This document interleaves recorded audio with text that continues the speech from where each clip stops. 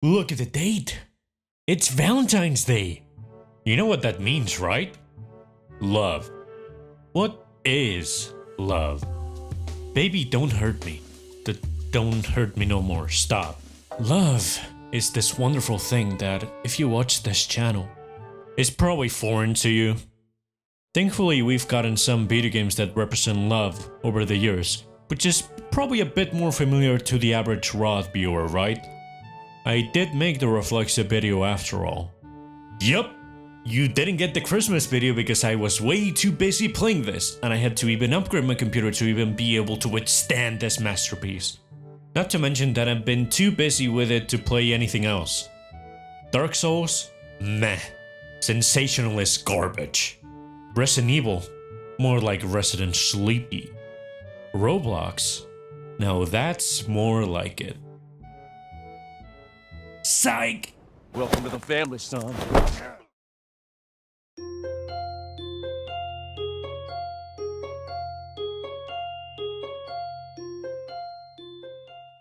In 2012, the world was originally going to end thanks to the Mayans. But it turned out to be a pretty banger year overall, so it ended up getting postponed. Pingers! Smosh were still funny, Black Ops 2 released, same with Clash of Clans, Fred 3 Camp Fred released. Okay, maybe the world should have ended in 2012. But also, Gangnam Style came out that year, and that song being a massive success and a breakthrough for Korean pop proved that the Western man yearns for the Oriental's aesthetics.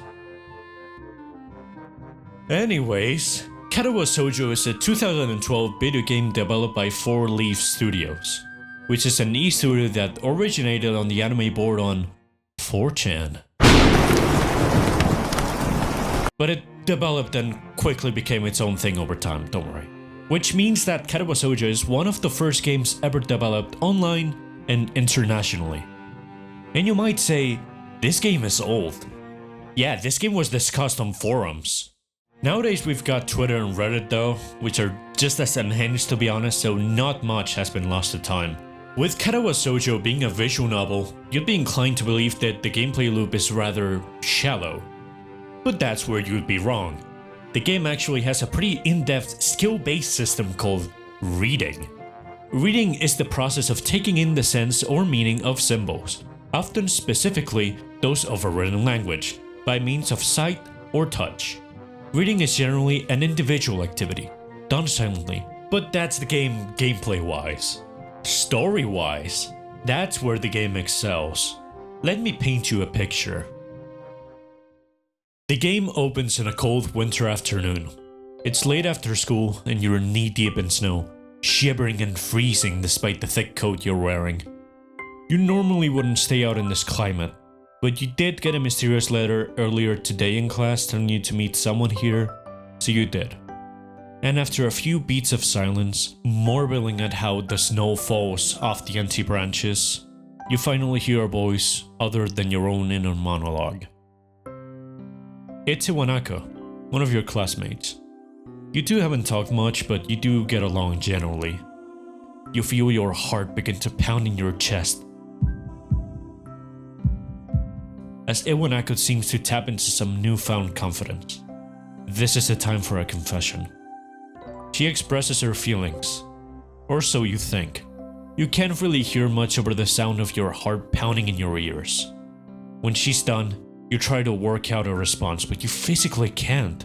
It feels like your vocal cords have been stretched to their limit.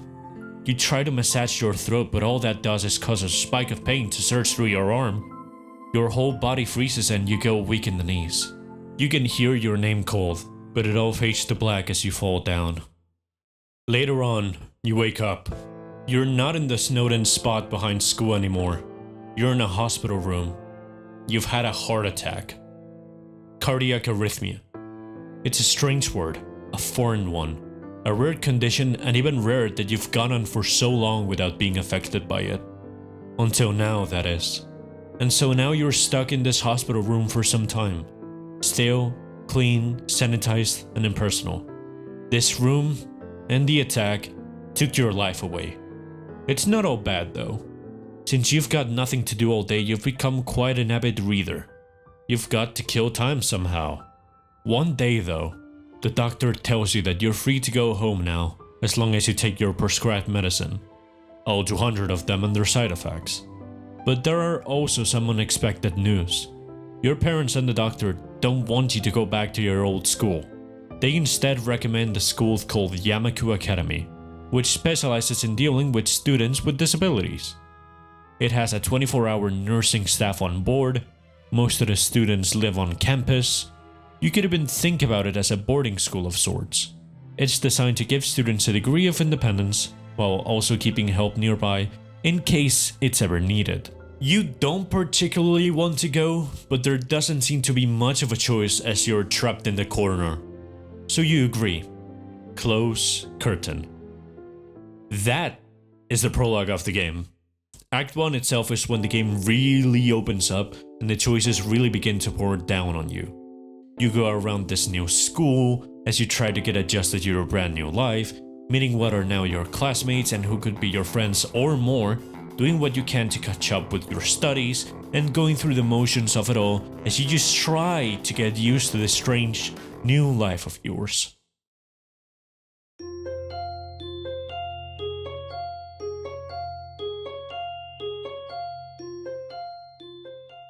The game's a visual novel, and everyone knows that every good novel, or game anyway, is largely supported by its charming cast of characters. So let's get to them! Hey, listen! Emi Hibarasaki is a student in class 3-4. She's a happy-go-lucky, cheer person, not one to be left behind in despair despite her lack of legs. Emi is dubbed the fastest thing on no legs, as she capitalizes her condition to its fullest in order to be the best at track. Yeah, the girl with no legs is the star athlete of Yamaku. She's often seen, or rather heard, scurrying around the school or the track field wearing the gym uniform and with her hair up in pigtails.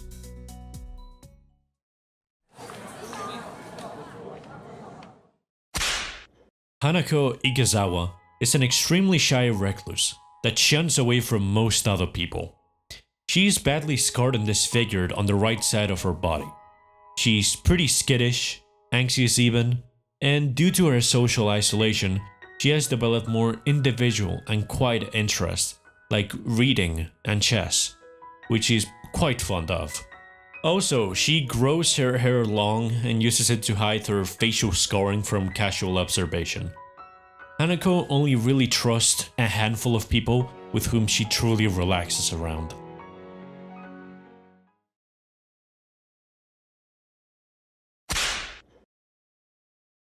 Lily Sato is the representative in class 3-2, the blind class. If you couldn't tell by that, she's blind. Blind means you can't see, in case you didn't know. Lily is a caring, responsible, and friendly girl. She's a diligent student and incredibly classy. But she's not some social butterfly like Emi, which is why she's usually just hanging out with Hanako. In fact, Lily's caring and motherly nature is the perfect foil to Hanako. But most importantly is that according to one of my friends, Lily is a teen MILF. Interesting. Okay, so, you know how the greatest artists are always kind of unhinged or insane?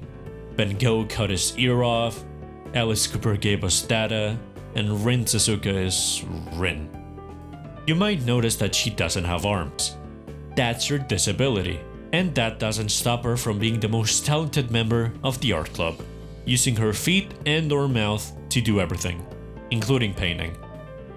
You might have also noticed that she's not wearing the girl's uniform. That's because skirts are kind of awkward and tough to wear when you're using your legs as arms.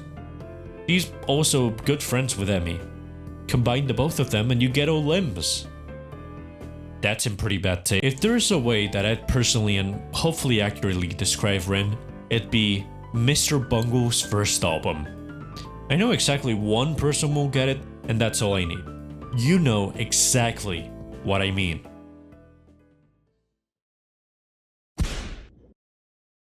Despite being deaf and by proxy, mute, Shizune Hakamishi is not one to let her disability take a hold of her.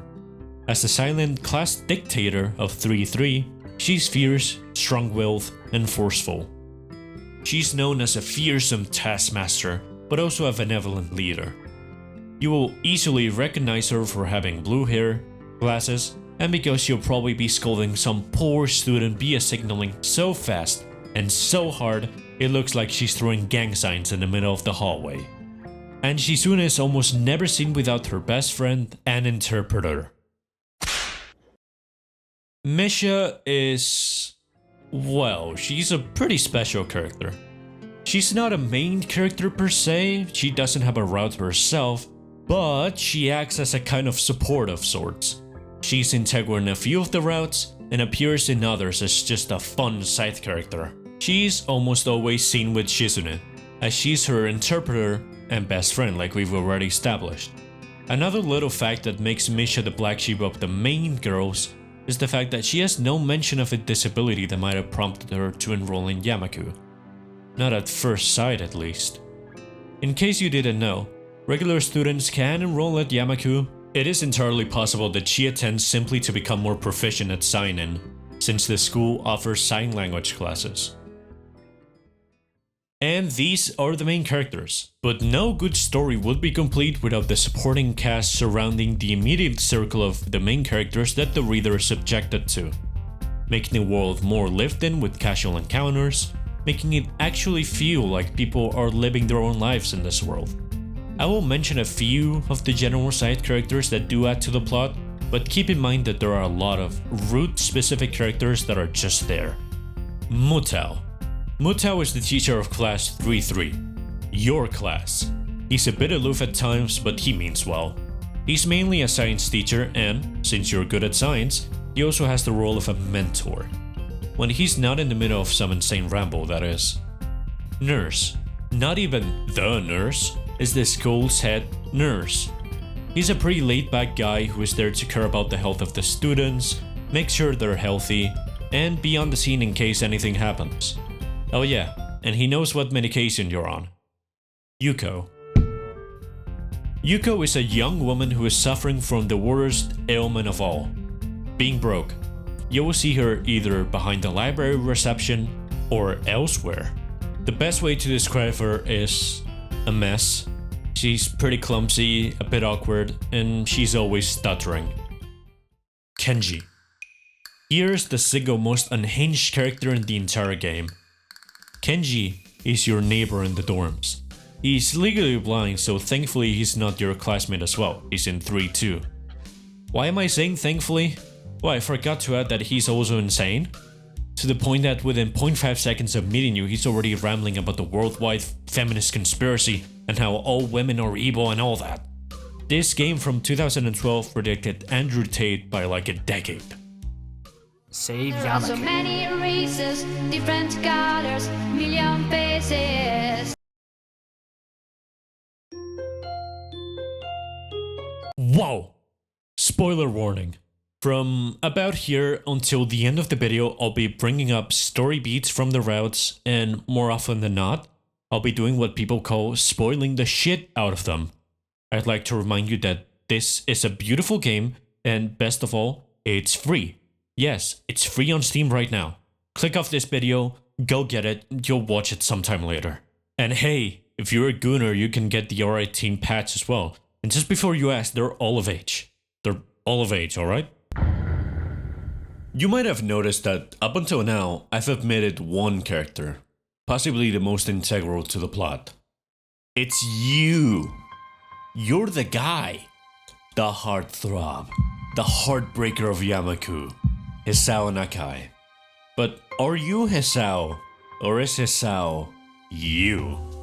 Typically, in visual novels, the main character is a blank slate. Nothing else. Sometimes to an absurd degree where the main character either has no distinctive features, or other times where the MC is just never shown at all. Which puts him in a space where he's as real as you behind the screen, reading the dialogue. The MC's role is literally just to be a vessel for you, the player, to immerse yourself into the world. Hisao's case, the prologue is him being stripped from his life, his social life, his friends, where he lives, soccer, everything he knew, like I said. And not even just that, his future is now filled with uncertainty. He could die any day. Just like the player, Hisao is a fish out of the water. New place, new people. We've all had that first day at a new school feeling. By the time we take hold of Hisao at the start of Act 1, he feels defeated, disheartened. He's not exactly angry, but just disillusioned and tired of everything. He's not exactly upset about it. He prefers this 100 times over being bedridden, but it's still strange for him.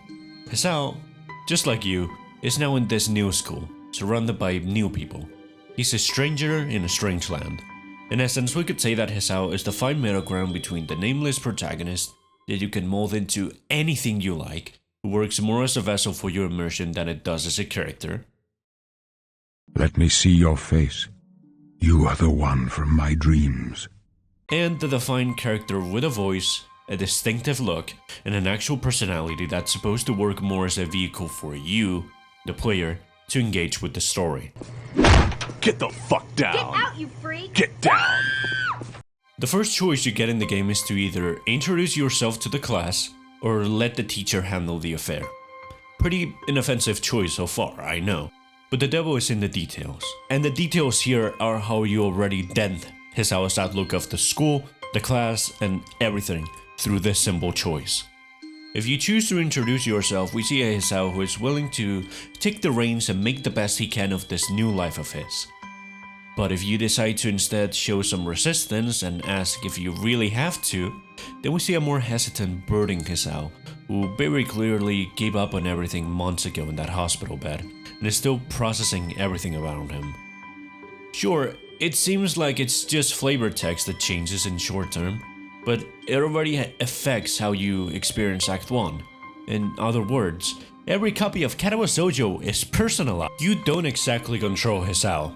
He's still himself, but you influence him towards certain directions and outcomes through the choices. It's strikingly similar to something I saw in a class before years ago. Skinner conditioning, also known as operant conditioning. It's really simple. I didn't pass psychology class with the best marks, but I understood it. Basically, specific consequences are associated with a voluntary behavior. There will be rewards introduced to encourage a certain behavior and punishments to discourage a certain behavior, which in this case is going to affect how Hisao views Yamaku, interacts with others, and how he ends high school overall. But you can rest assured that despite whatever happens, it's still Hisao. You're just telling him to keep doing certain behaviors. But that's with the events you can control. There are things that you cannot control. For example, the letter will always appear, sooner or later, a ghost of Hisao's past. It's from Iwanaku and it serves as some sort of closure for everything, while also reminding Hisao of where he once was in his life. It will always appear in the routes, earlier or later depending on the route. It's his canon event, if you will, but how Hisao reacts to it is different in each of them, depending on how you've molded his character. He might read the letter in full, or he might not. He might want to respond, or he might not want to. He will comment on different things, see it in different perspectives, depending on the choices you've made for him, but it's still the same piece of paper. It's not the absolute control you see in most games. It's more akin to how a gust of wind might guide a lonesome tumbleweed than actually taking the reins. But for now, you're being shown the ropes. You're new in the school, so you can kinda determine how you want your Hisao to be. Will you go exercise, join a club, maybe the student council, spend your time in the library, or something else? You probably don't know, and neither does Hisao. And there's nothing wrong with that.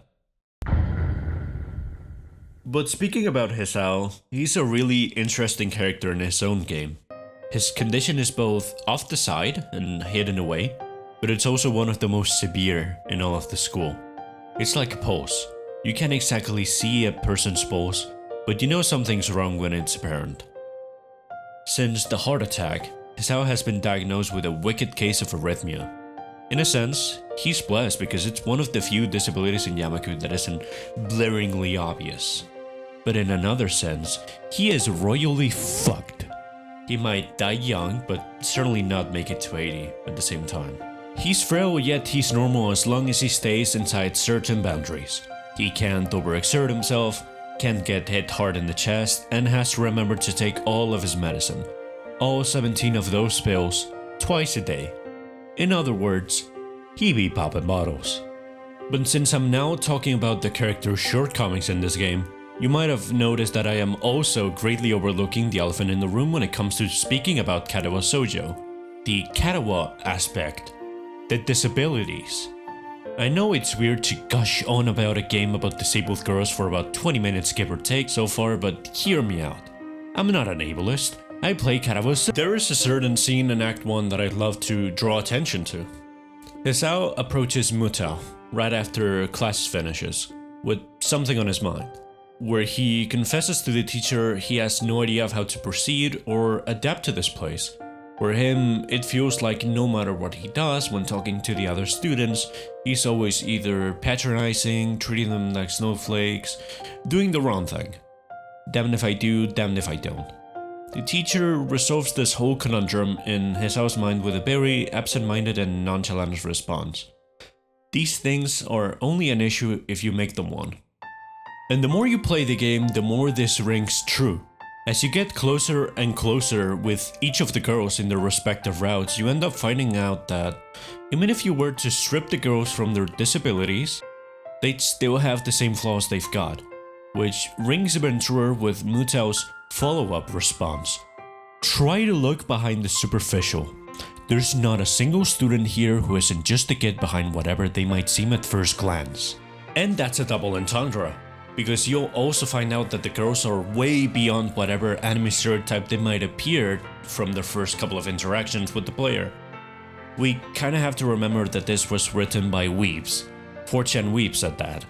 This game's writing is obviously going to be heavily tinged in that kind of stereotyped characterization of dating sims I did go over in the reflexive video. But I am happy that here it's not that overbearing on the writing of the characters. In fact, I'd say it's seen more as a base for each of the characters rather than a summary of them. Shizune, for example, might appear standoffish, like a tsundere, who loves games and challenges at first glance, but there's depth behind it. She's a playful girl under the cold business first layer. She loves to challenge and debate even the simplest and most mundane of topics down to ice cream flavors and plates from a takeaway place. Hell, she manages to turn an awkward situation to a really fun scene at the lake in her route by turning it into a huge team game. And while she does do this whole shtick for fun, it's also one of her only ways to gauge emotion from other people. How they react, what they think. It's one of her only ways to properly interact with people, apart from doing it through her very own hand puppet Misha. Well, that's up until Hisao learned sign language for her so he can ask her out himself and finally have some sort of connection with her. And with teenage love, there's bound to be a heap of swirling, confusing emotions. Heartbreak, but also the ups on the roller coaster. Moments of happiness and sweet tenderness. It's completely normal to cry by the end of a route, or at least to have it hit you right in the feels. You might go into it thinking it's a case of Hisao helping whatever girl you've decided to romance, but no. This game is not about that. In the end, you might find that she ends up helping you just as much in return. And that's fucking beautiful. I understand that it's normal to shrug this game off as some sort of gimmicky dating sim at first glance. You're the new kid at this school, and there are 5 different girls that you can mingle with, some being more normal than others. It's just like Doki Doki, but without the meta horror and with disabilities. It's the 4chan game, so it's probably a big spoof, a giant meme, right? Or maybe it's just a fetish thing. Well, I can go right ahead and tell you that any and all of those prejudices are completely false. They stand on phantom legs and instantly give way the moment you realize what the game really is. Well, except the fetish thing, but that's 100% on why you might play this and not the game's intention. In fact, I'd go as far as to say this game isn't like Doki Doki either, thank God. The main difference between the two itself being the writing. To be specific, how the game decides to approach the characters. Katawa, like I mentioned earlier, decides to not go the typical and expected cheap anime character route. They do use the anime girl stereotypes as a mold for the girls as opposed to a summary, a starting point from where to properly start building these characters. They have more depth and many more layers than the characters in any other VN I've tried. You will never get a proper definitive answer as to why someone is. Hell, some of these girls are still an enigma to me in some respects. Rin and her route was a complete and utter mystery not just to me but to Hisao himself. She's illusory, snake-like in more than just appearance. It almost feels like she's a slightly different person in every interaction. Maybe it's different facets of an extremely fractured person, or maybe, just maybe, it's a person who doesn't exactly know what to do or how to feel. Or, Hanako. In an interview with Mac Daddy Maddie D, catch a name, Hanako's writer CPL Crud talked about how Hanako was a difficult character to write for, because her character has quite a lot of depth, yet he couldn't write more than 5 or 6 words at a time, because she wouldn't speak much more than that. One of the biggest issues with, biggest challenges with writing Hanako was actually writing her dialogue, because there is a lot of depth to her character. She's got a lot of shit going on in her head, but you can never write anything more than about 5 or 6 words, because if you write those 5 or 6 words, then suddenly it's like, well, hang on, she would never speak that much. So that was really a challenge. Basically, it feels like a game written by Westerners who aren't trying to replicate that anime style, but rather pay homage to it while also making it a more serious story, which in turn might be making the story stick more with people like me who are used to things like this, as opposed to how quirky some manga can be while still retaining seriousness. It's a sort of fusion of the cultures in the writing. And that's great. It's very cool to see something this unique because it almost feels like it cherry picks the best aspects of both literary cultures and combines them into what me and my friends call peak fiction. Speaking of peak, let's give the side characters some more of the spotlight, because they do add their own weight to the respective routes they're a part of. Through their relations with some of the girls, they're able to almost serve as a second opinion, give tips, or generally nudge things in a certain direction, which, of course, at the end of the day, is up to Hisao to decide. One thing that I've noticed is that they are seldomly seen in some of the routes, while in others you can easily count the times you've been alone with the girl on one hand. But even in those routes, where it's all one-on-one action with the girl, the words of wisdom the side characters give is useful insight as to help you gauge how things are and how to advance. Basically, what I'm saying is that even the goddamn secondary characters have more depth than anyone in Unknown 9. And that they're always useful to the plot, adding and, most importantly, serving the story. Definitely appreciated. Another aspect that moves things forward in the game is time itself. The themes of past, present, and future are always present in most works of art, and here is no exception. In Katawa, they have a certain weight in some of the routes, with, future being the most present of the 3, as, just like with Iwanaku's letter, it'll eventually pop up in every of the routes. Normally it's the question of, what will you do after school? Since this is Hisao's last year before university. And just like with everything else, Hisao's answer will shift depending on which route he's on and how he has decided to be, more like the girl in question. In a route as existential as Rin's, there's a lot of emphasis put on the future and how Hisao wants to be going forward. There's a lot of talk of becoming better and realizing one's flaws to bloom into one's best self. And in other routes like Lily's or Emmy's, it's done in a way more grounded way, with Hisao deciding what he'll study in university. Past also has a certain weight in a few of the routes, and it's often used to portray the emotional scarring some characters have gotten from traumatic events they've endured years ago. But other times, it's used to portray perspective. In a scene in Shizune's route, you end up speaking with her little brother, Hideaki, who is a curious little boy. He ends up asking us, "How's your school like?" Hisao at first is caught off guard, not really expecting a question like that and remarking that he hasn't given it much thought. And as Hisao muses about the school and how he felt the first time he heard about Yamaku, he comes to realize that he was bitter, depressed. He thought his parents were telling him to go be forgotten on top of the hill and that it'd be a depressing place. But then, As he came in, he realized the school is just like all the others and that he was just a jerk. And as he brings up some of his acquaintances and classmates to Hideaki, Hisao realizes that he's changed. He's happier now. He's met a lot of cool, unique people who have enriched his life, and Yamaku itself has changed his fundamental views of people. Again, as I said earlier, talk about the Mutao scene, try to look behind the superficial. There's not a single student here who isn't just the kid behind whatever they might seem at first glance. And last but definitely not least, we've got the present, which is always taken for granted until it's not there anymore. And we get a little glimpse of Hisao acknowledging how things are at the end of Hanako Act 1, while he's helping her shop for groceries. It's a moment of clarity and touching base, a little reprieve from the hectic first week at Yamaku, to just say, I'm here now, this is how things are, this is my situation and all that, while also thinking about the friends he's made and how they're really not all that different from him. Hisao and Hanako are both scarred. Hisao just has the luck of being able to easily cover it with a shirt. It serves as a nice little bow to the hustle and bustle that is Act 1 in the game. You've been thrown into the deep end of Yamaku, and you can finally catch your breath and rest a bit.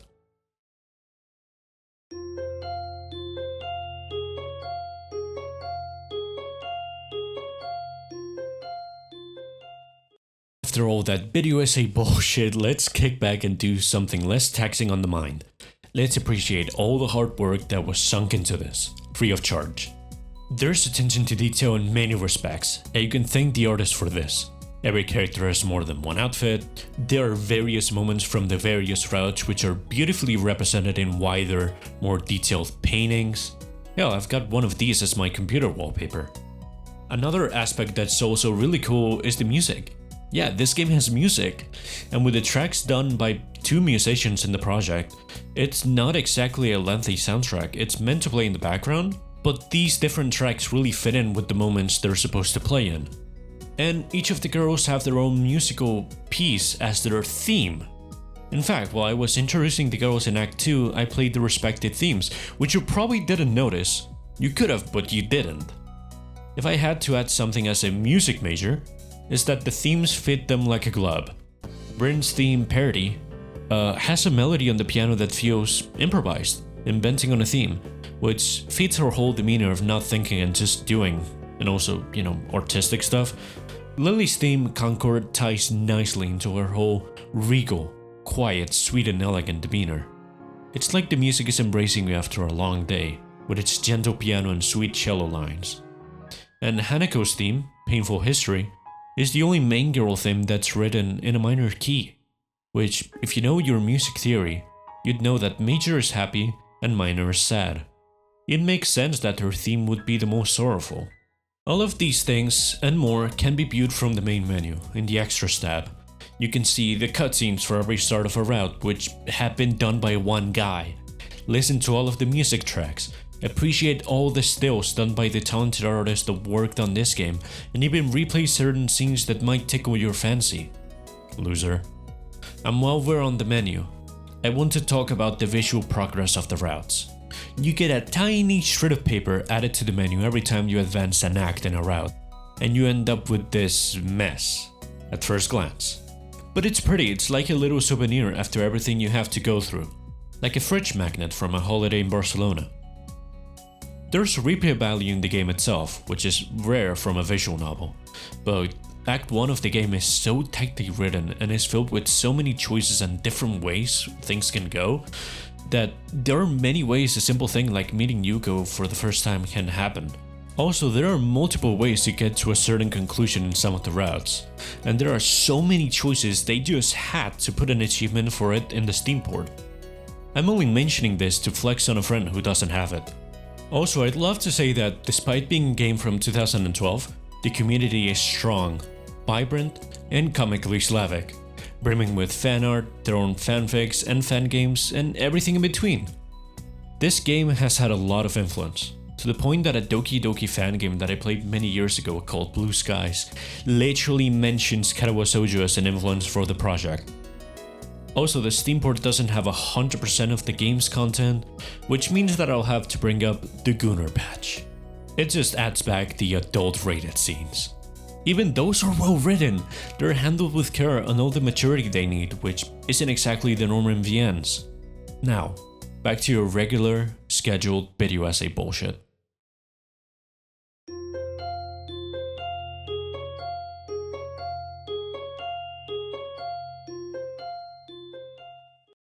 This is one of those games that I wish I could wipe my own memory just so I could play it again for the first time. You know, there was a slim chance I would have never played this. The way this game got around my friend group is through sheer pestering. One friend played it in September, bugged another friend to try it until November, and that second friend then was in my ear day and night, repeating the same few words every single day. So my friend, there's this game. I think you'll like it. So have you heard about this game? There's a game I want to recommend you, Roth. Hey, Roth. So you know There's how this men game I think about the like. Roman Hey, Empire? There's a game I Well, I'm want to thinking about this game I want There's to a game I recommend want to you. recommend you. Hey you're finally awake. You're trying to cross the border, right? Well, I have this game I want to recommend you. And I caved in, right around the end of December. 2 weeks later, and I had 100% of the game. And now me and my friends have gone on to bug even more people with the game.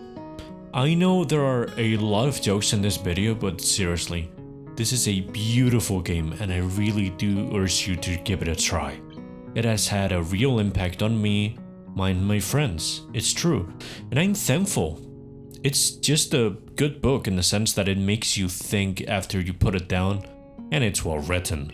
Too well written. In fact, there were a few certain moments that really reminded me of people that I've met before, so that stung a few times. So, with this video, my chapter with Katawa Shoujo has come to an end. Farewell, Yamaku, wherever you are. And most importantly, thank you. Thank you for the memories, and thank you for being beautiful.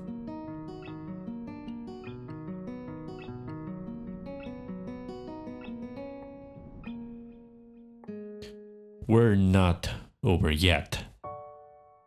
I want to also thank my friends for not only inciting me to spend my time on this visual novel, but for also helping out with the video and being there for me in general.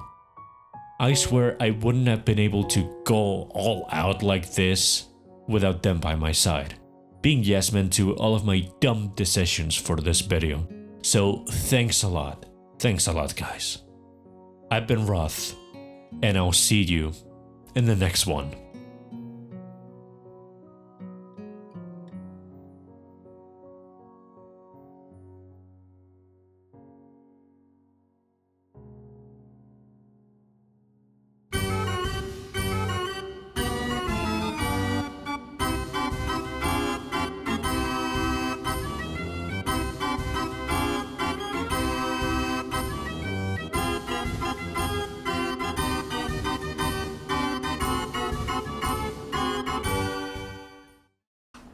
Okay, bro, hear me out. Disable baddies.